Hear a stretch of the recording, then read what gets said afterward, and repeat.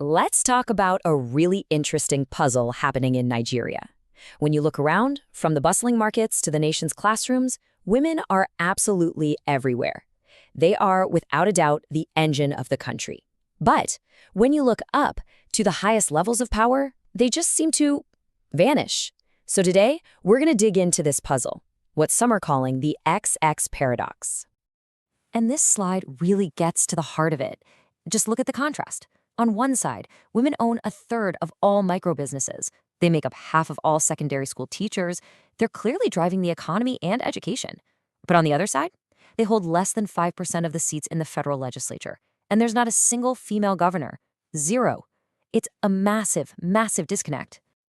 So there's actually a name for this. A new report from the Women in Leadership Advancement Network, or WILAN, calls it the XX paradox. And that name just fits perfectly, right? It describes a situation where women are doing most of the work, delivering the essential services, but they are systematically, almost completely left out when the big decisions are made.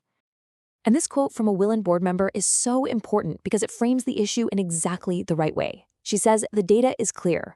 Women are not underperforming, they are underrepresented.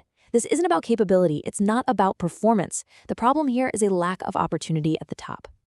Okay, so let's really get into the weeds, starting with the most obvious place you see this gap, politics.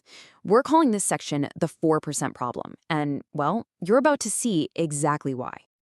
And there's the number, 4.5%. That's it. That is the tiny sliver of seats that women hold in Nigeria's entire federal legislature. I mean, to put that in perspective, it puts the country way below the average for Africa and, honestly, near the bottom globally. And if we break that down, it gets even more stark. Out of 469 federal lawmakers, just 21 are women. At the state level, it's pretty much the same story, less than 5%. And then you get to the top job in each state, the governor.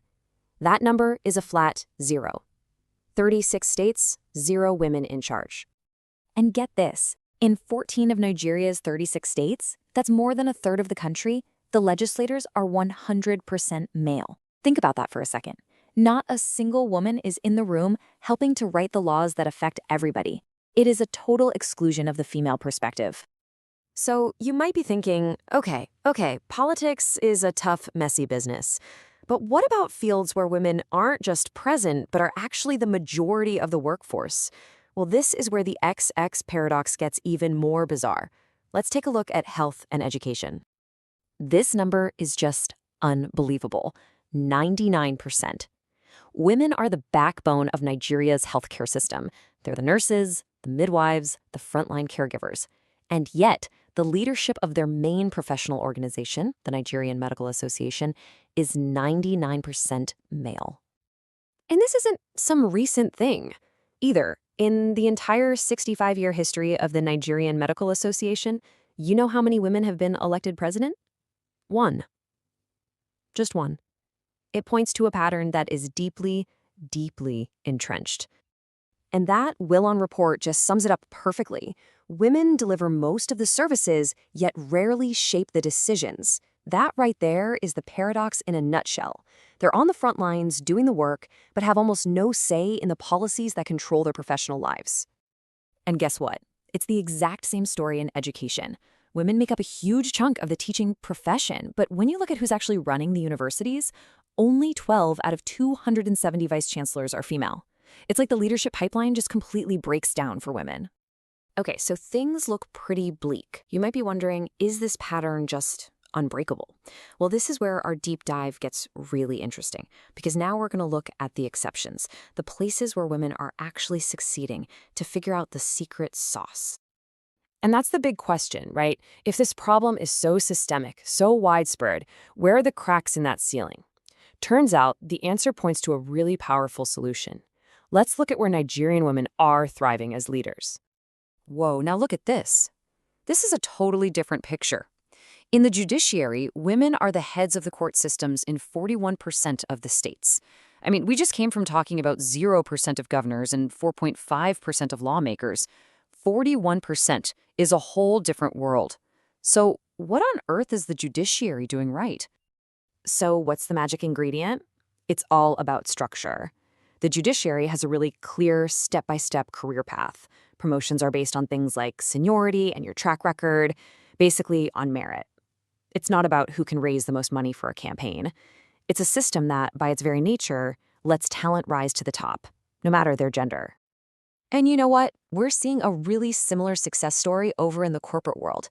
Among the top 50 companies listed on the stock exchange, women hold 31% of the board seats. Again, that is a huge leap from what we're seeing in politics.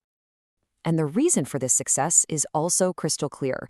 It's policy with actual teeth. A lot of this progress is being driven by mandates from the central bank that basically force companies to have gender diversity. It just goes to show, when you build accountability into the system, change actually happens. Structure and regulation, they work. So this brings us to the final, and I think most important part of this whole story. Can we take these lessons, what's working in the courtroom and the boardroom, and use them to fix what's broken in the Houses of Parliament? So let's just quickly remind ourselves of what we're up against in politics. This chart says it all, right? That giant bar for men at 95.5% versus that tiny sliver for women. To fix something this lopsided, advocates say you can't just hope for the best. You need a structural fix. And that brings us to the reserved seats bill. The idea here is actually pretty simple, and it's all about structure. It proposes creating a bunch of new seats in both the Senate and the House, with one rule. These seats are reserved exclusively for women. It's a direct surgical intervention to fix the numbers. And you can immediately see the potential impact. If this bill were to pass, look at that chart. Women's representation would jump from that pathetic 4.5% all the way up to around 20%. Now, that's not 50-50, but it's a monumental leap forward. It's progress you get by changing the rules of the game itself. And really, the stakes here could not be higher. As the WILAN report concludes, this whole issue isn't just about fairness or equality. It's about getting better results for everybody. The data shows that when women lead, governance gets more accountable, economies become more inclusive, and whole societies just prosper. So, we'll leave you with this question.